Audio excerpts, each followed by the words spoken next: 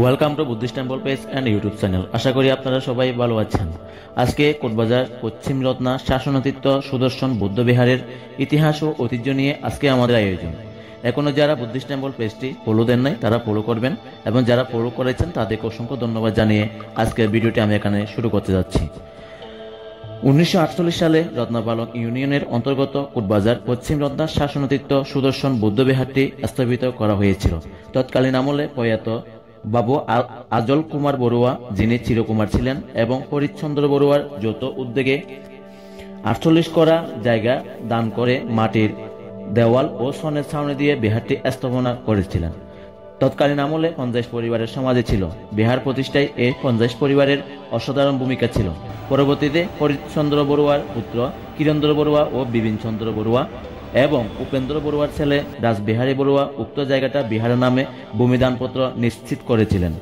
তথ্যসূত্রে জানা যায়, গুণীধর বড়ুয়ার উত্তরস্বরী অম্বিকাচরণ বড়ুয়া, প্রিয়দর্শী বড়ুয়া, জ্ঞানজ্যোতি বড়ুয়া এবং লোকনাথ বড়ুয়া।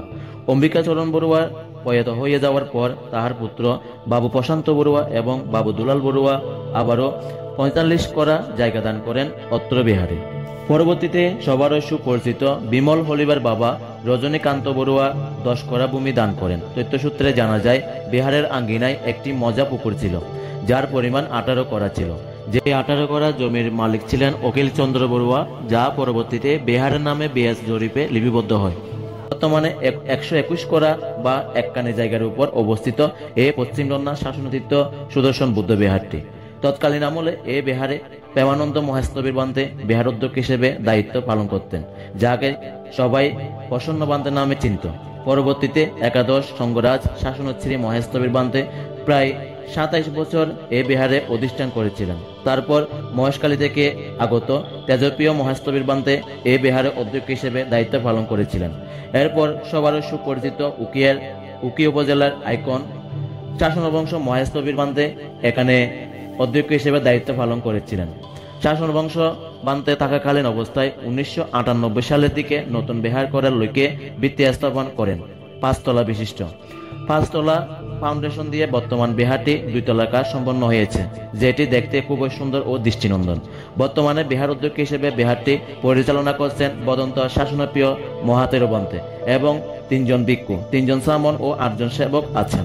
বর্তমানে 140 পরিবারের মতো সমাজী রয়েছেন এই শাসনাতীত সুদর্শন বৌদ্ধ বিহারে, যারা পিণ্ডদান, সঙ্গদান, অষ্টপরিষ্কার দান সহ শিবদান ও সমবেত বন্দনা নানা পুণ্যকর্মাদি সম্পন্ন করে থাকেন।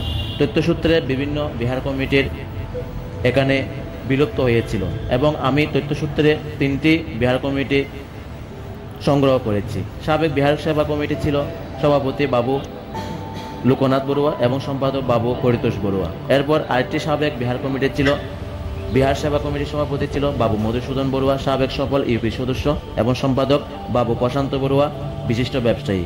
বর্তমানে বিহার সেবা কমিটির সভাপতি বাবু প্রশান্ত বড়ুয়া সভাপতি এবং বাবু পরিতোষ বড়ুয়া সম্পাদক। বিহারটি নির্মাণ করতে যারা প্রবাসী, স্থানীয় সচেতন মহল ও অত্র গ্রামবাসী, দাতা উপদাতা সহযোগিতা করেছেন, তাদেরকে বর্তমান বিহার সেবা কমিটি ও গ্রামবাসীর পক্ষ থেকে কৃতজ্ঞতা জানিয়েছেন। আজকে আর নয়, এখানে শেষ করলাম। তথ্য প্রকাশে কোনো প্রকার ভুল ত্রুটি থাকলে ক্ষমা সুন্দর দৃষ্টিতে দেখবেন, কমেন্টে সংশোধন করে দিবেন। বিভ্রান্ত হয়ে পড়ার কোনো কিছু নাই। বুদ্ধিস্ট টেম্পল পেজটি আপনারা লাইক করবেন, কমেন্ট করবেন এবং শেয়ার করবেন। আপনাদের যদি ভালো লাগে ভিডিওটি, অবশ্যই লাইক করবেন, কমেন্ট করবেন এবং শেয়ারিং করবেন, এবং বুদ্ধিস্ট টেম্পল পেজে ফলো দিয়ে অ্যাক্টিভ থাকুন। সবাইকে ধন্যবাদ জানিয়ে ভিডিওটা এখানে শেষ করলাম।